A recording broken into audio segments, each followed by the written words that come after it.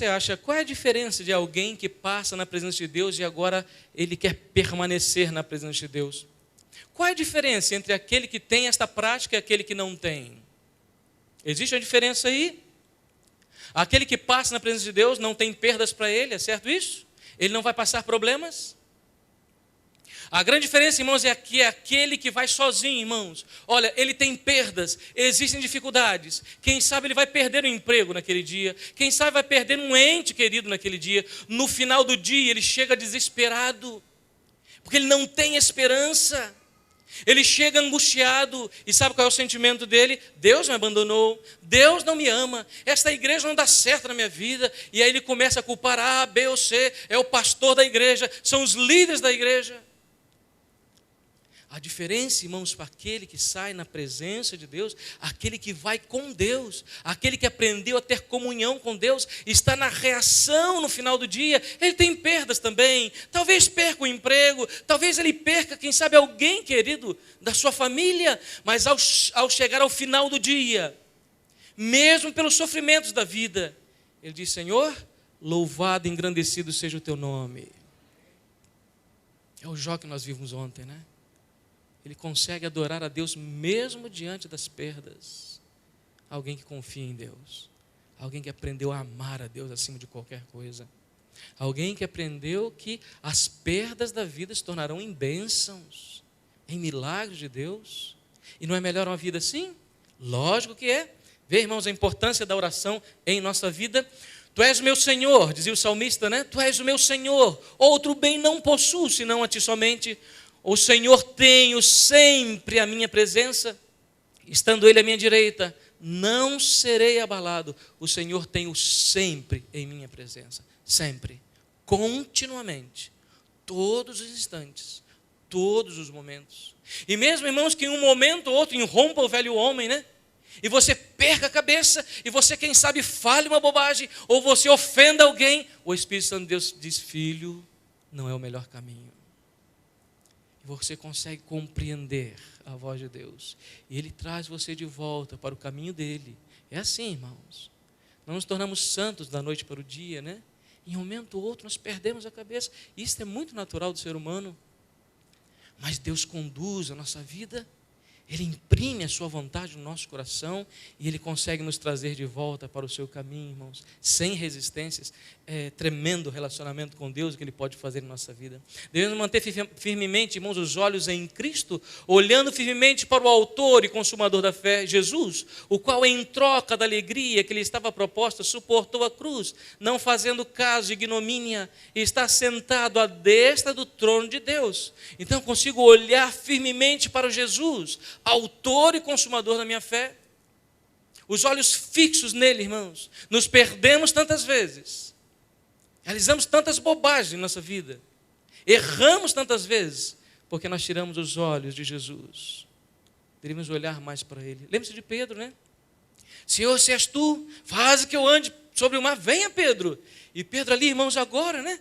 Andando sobre um milagre extraordinário na vida daquele discípulo. E a irmã diz, né? De repente uma onda aqui, outra ali. E Pedro, irmãos, perdeu o olhar de Jesus. E ficou mais preocupado com os problemas, com as dificuldades, com o medo da morte. E ao tirar dos olhos de Jesus, o que aconteceu? Começou a afundar. Senhor, olhos fixos em Jesus para receber poder para o dia a dia. Quando olhamos firmemente para a cruz, a frieza, a indiferença, a malícia, o ódio, o egoísmo, a falta de amor, a cobiça e a imoralidade são tirados. Olha quanta coisa nós deixamos de fazer. Olha, a frieza, indiferença, malícia, ódio, egoísmo, falta de amor. Imagina a igreja assim, é um céu aqui na terra. Olhar mais fixamente para a cruz. Por que para a cruz? Porque na cruz foi pago o preço. Na cruz, irmãos, existe derramamento de sangue para a remissão dos nossos pecados. E quando você se depara com a cruz, você clama por perdão, você é lavado por esse precioso sangue.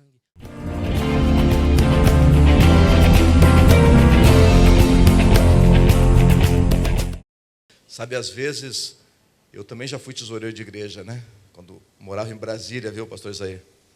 trabalhava na divisão, no escritório, e aí fui tesoureiro da igreja da Asa Norte, muitos anos. Então eu sei o quanto essa atividade é trabalhosa. Mas eu também não tenho dúvidas que Deus um dia vai dizer, aquele trabalho que você fez com perfeição, com esmero, com dedicação, resultou nessas pessoas que estão hoje aqui no céu. Deus vai recompensá-lo grandemente, nunca tenha dúvida disso, né? Porque o trabalho tesoureiro é um trabalho solitário, burocrático, normalmente você trabalha sozinho, com papéis, né? Fazendo pagamentos, fazendo relatórios, contabilizando, né? Pode passar na sua mente que esse trabalho não tem tanta importância quanto os demais, mas saiba que tem muita importância para Deus, muita importância, né? Imagina se nós não tivéssemos hoje uma tesouraria controlada, bem dirigida, né? Qual seria o resultado dos outros departamentos que promovem, que falam e que pregam? Deficitário, né? Então saibam que a ajuda que vocês dão para a igreja é muito além do que vocês imaginam. Estamos já com a apresentação aí?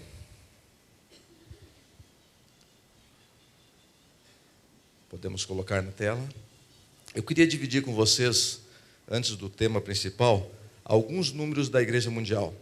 A igreja reúne dados financeiros e estatísticos e ela faz isso no final de cada ano referente ao ano anterior. Então, os dados de 2011 ainda não saíram. Eu creio que nos próximos dias nós vamos ter aí a estatística, né, de 2011. Então, os números que eu tenho aqui são de 2010. Número de membros, quase 17 milhões. Na verdade, eu creio que hoje nós já estamos chegando aí próximo de 19 milhões de membros no mundo.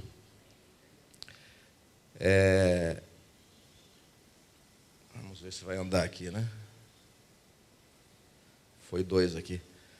Número de divisões no mundo, 13 divisões no mundo, exatamente o que nós temos hoje, 119 uniões.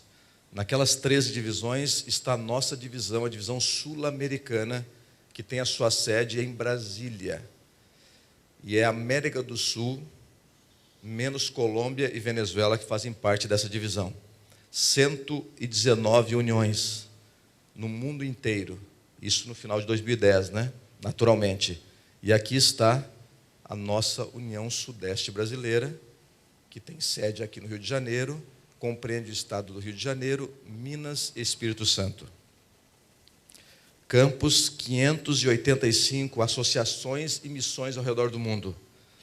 E, naturalmente, também aqui neste número está a Associação Rio Sul, a qual vocês fazem parte.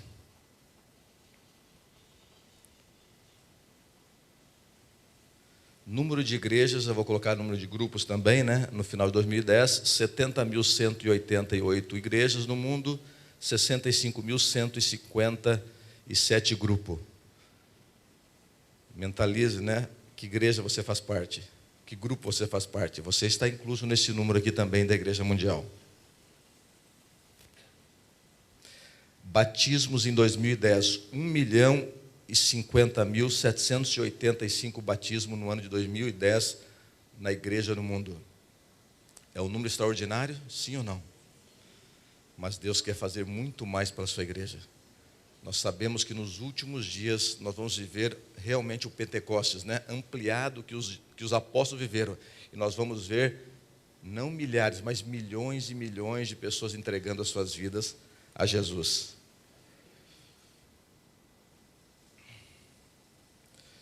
Olha, esse número aqui é interessante também. Nós vamos fazer uma comparação aqui até o campo local.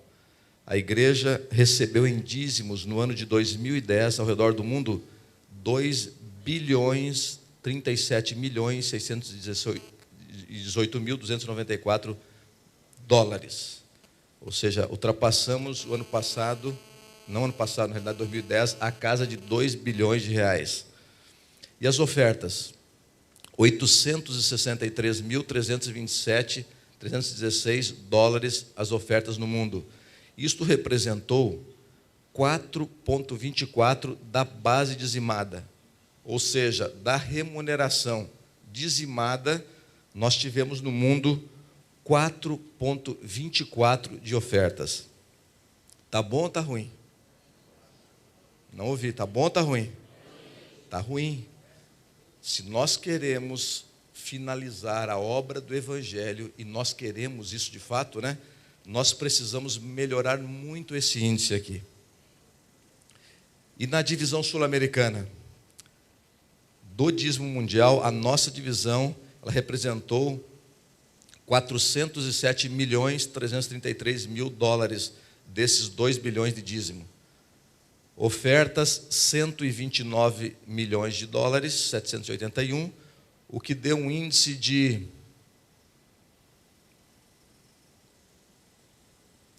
3,19.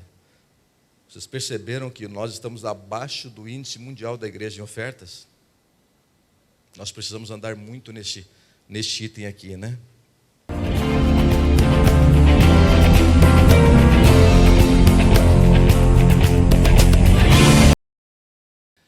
E eu gostaria de desafiar você a viver essa experiência na sua vida. Ter o seu plano de, como primeiro ato do dia, buscar a Deus na sua experiência espiritual, no seu contato com Deus. Por quê? Nós não podemos oferecer para as pessoas aquilo que nós não... O que eu posso te dar se eu não tenho para dar? Se eu sou um saco vazio, o que eu vou poder oferecer para você? Se a minha vida com Deus é uma vida frágil, é uma vida que não tem sido uma prática, esse estar na presença do Senhor, o que eu posso oferecer para você? E você pode não perceber, talvez você não sinta, mas quando você é muito frágil espiritualmente, as pessoas percebem isso, pela sua conversa, pelo seu jeito de viver, seu jeito de ser, seu jeito de tratar com as coisas, às vezes politicamente, às vezes tentando levar do seu jeito, com a articulação humana. Então, a primeira palavra ali visa esse aspecto da comunhão. O segundo aspecto é o relacionamento que teria como primeira preocupação os pequenos grupos, o relacionamento entre os irmãos. E a terceira palavra, qual é a palavra? Missão. A igreja existe para cumprir uma missão. E qual é a missão da igreja? Salvação dos perdidos, a busca pelo perdido. Com base nisso, queridos, a CPB agora escreveu um livro de liderança, o Dr. Clinton escreveu um livro, o nome do livro, Socorro, estão me seguindo. Eu jogo ali o livro para vocês, esse livro ali, ó. Vocês ganharam esse livro? Então, ótimo! Eu sabia que vocês iam ganhar esse livro. É verdade. Eu me lembrei agora, mas eu sabia. Ele já tinha me falado. Nós conversamos sobre a importância desse livro. E no capítulo 4 desse livro, eu tirei a palestra dessa tarde para você. Você já vai receber aí bem fresquinha a palestra, né? O quarto capítulo é isso que eu vou apresentar para você. Socorro, estão me seguindo. Olha só, quando você cai na liderança, numa tesouraria de igreja, no ancianato, alguns são diretores e tesoureiros, anciãos e tesoureiros, diretor de mordomia e tesoureiro, né? Alguns acumulam mais de uma função. Quando você cai numa função de liderança, é mais ou menos assim mesmo. Socorro, estão me seguindo.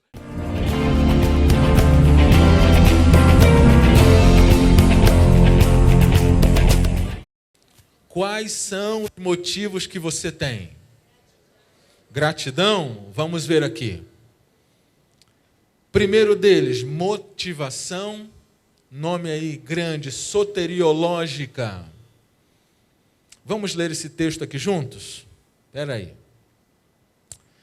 Quão escasso, vamos lá juntos agora. Quão escasso isso parece ser, na minha opinião. Quão pequena estimativa, dízimos para Cristo, miserável bagatela, vergonhosa recompensa do que tanto custou, da cruz do Calvário, Cristo solicita uma entrega incondicional. Que motivo é esse? É o motivo da gratidão. O que Deus fez por você é suficiente. Não pode haver motivo maior do que esse, importância maior do que essa. É porque o pastor veio na minha casa, é porque eu preciso devolver o dízimo para ter um cargo no próximo ano. Não, o motivo principal é a motivação do que Cristo fez por você, da entrega e da oferta que Ele foi, para que você pudesse ter chance de vida eterna. Jesus lhe criou e não lhe abandonou. Ele é seu Criador, o seu mantenedor e o seu Redentor. É por isso que você devolve para Ele o que pertence a Ele. Senhor, eu reconheço que o Senhor é o meu Salvador. E como testemunho da nossa irmã disse, Senhor, eu vou fazer de tudo. Vou me sacrificar. Vou passar por dificuldades ainda aqui, mas eu vou dar ao Senhor o meu dízimo. E, Senhor, ainda mais, o meu tempo é seu. Os meus dons também são seus. Eu vou cantar na igreja. Eu vou pregar sim. Eu vou lá abrir a igreja, porque a igreja precisa ser aberta. O Senhor já fez tudo por mim. O Senhor merece muito mais. É minha melhor roupa. O melhor do meu tempo. Na primeira hora do dia. As minhas ofertas para manter o programa de crescimento da igreja. A União Oeste está mandando 2 pastores missionários para o Uruguai. Sabe como é que eles vão para lá? Com o seu dízimo. Com o seu dízimo. O Uruguai precisa das nossas ajudas. Poucos pastores, poucas igrejas e um povo completamente secularizado. Mas o nosso dízimo ajuda que missionários cheguem até lá e falem do amor de Deus, para que mais pessoas possam se sentir confortadas. Foi gostoso ouvir o sermão de hoje cedo aqui, irmãos? Foi? Que bênção, não é? Que maravilha! Mais pessoas precisam estar repletas também dessa esperança. Há pessoas aqui nesse bairro, nessa rua, aqui do lado, nesse hotel aqui do lado, que nunca ouviram da pregação da palavra de Deus. E quando você pensa disso, você lembra da comissão evangélica, ide por todo mundo, pregai o evangelho. A comissão é para você. Você pensa, Senhor, eu vou, meus dízimos também vão, porque eu estou agradecido por tudo que o Senhor já fez por mim. Você não dá o dízimo porque Deus fará apenas. Deus já fez. Jesus já fez. Ele cuida de você todos os dias. Mas Ele ainda diz assim, eu vou te abençoar mais, filha. Não ficará só no que eu já fiz. Eu continuarei fazendo e cuidarei de você.